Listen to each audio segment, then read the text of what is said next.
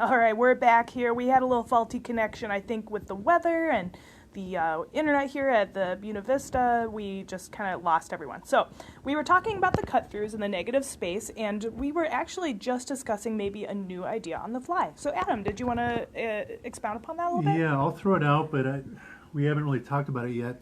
Just occurred to me that one of the most beautiful thing about waves sometimes, so visually we're just trying to kind of replicate a Japanese watercolor, kind of the effect that the waves have in those paintings. But one thing that's really cool about waves in reality is how you see the light come through inside the wave. It's almost lit up from above.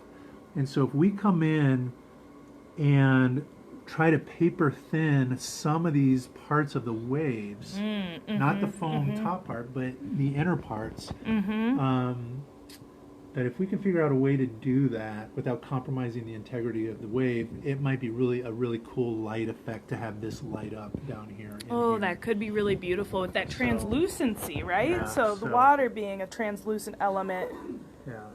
So we'll play around with that idea maybe. Which may be difficult, though, considering the weather. So Yeah, one of the things we're definitely. always watching for as sculptors is the weather. And the weather today, of course, is Arctic freeze cold. We were outside today, but, you know, with wind gusts that make it feel like -60. But on Saturday, the last day of our sculpting event, it's going to warm up to be mid to high 30s, which means that things are going to melt in the sun. So with that in mind, doing thin elements can be a little bit of a risk. It can be a wow factor, but it can also be things falling off the sculpture. So if we do that, we'll have to do it in a way that we keep structural rib elements in the waves. So if they do melt through, that we're ready for that, and that it adds to the look as opposed to takes away, and it won't compromise the integrity if we decide to do it. One other thing is we're going to also alter the head a little bit in the final sculpture, because right now it's evident that the head is resting on the arch or on the shrine, and we want to give it the appearance that it's completely separate from the shrine, but a feather or two are going to have to be a structural support for the head. Especially with sunnier weather on Saturday, we can't compromise this head standing on its own. Right. So we have to give the illusion of freestanding, but with the actual structural integrity of it being attached. And we are probably going to remove this wing. We discussed not remove the wing, but I was going to say move it away from the shrine so it's not resting on the shrine, because it doesn't need to be. Open up that space a little bit. Yeah. You could even do it right now. Yeah. Yep, and we can prop some in there to see if it'll harden like that. Yeah. Oh, and then one thing that's not really showing. So we tried to, this base is going to be a part of the sculpture, and the idea of it was once we decided we were going in kind of a Japanese theme, we referenced some bonsai trees, because it's almost a sculpture within a sculpture. So we're trying to make it seem like it is a sculpture piece presented as a sculpture piece. And a piece of art that's very Japanese in culture is the bonsai tree. And we looked at a bunch of bases of bonsai trees, and this is a very traditional, very simple. They try to simplify the bases to accentuate the detail of the artwork. So we have a very simple base here, but what we're going to do is try to give the impression that it's raised up off the ground and is standing on these four legs, which it won't. There will be support underneath it. We're talking thousands of pounds of snow here, Yeah. so we couldn't honestly have it just on four little. That way Here we go. We're back live. Okay.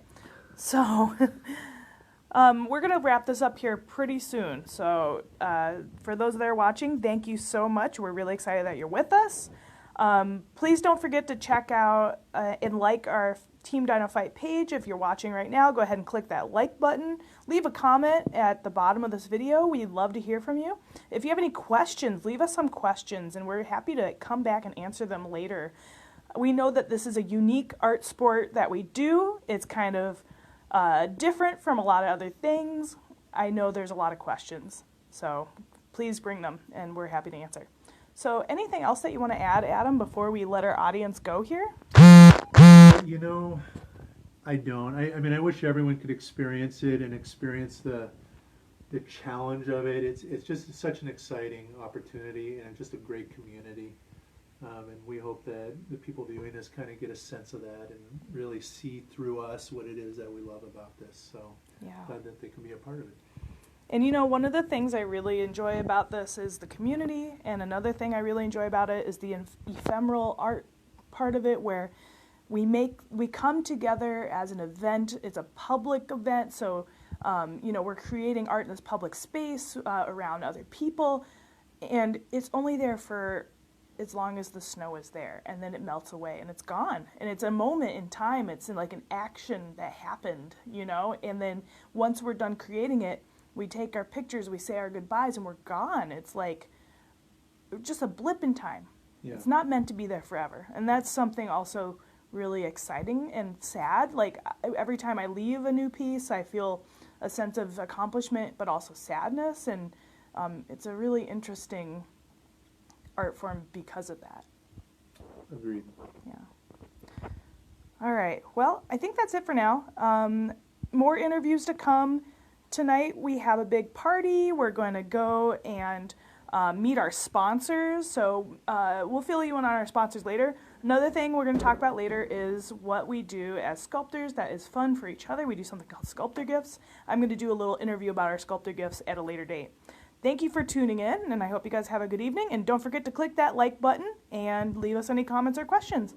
Take care. Bye.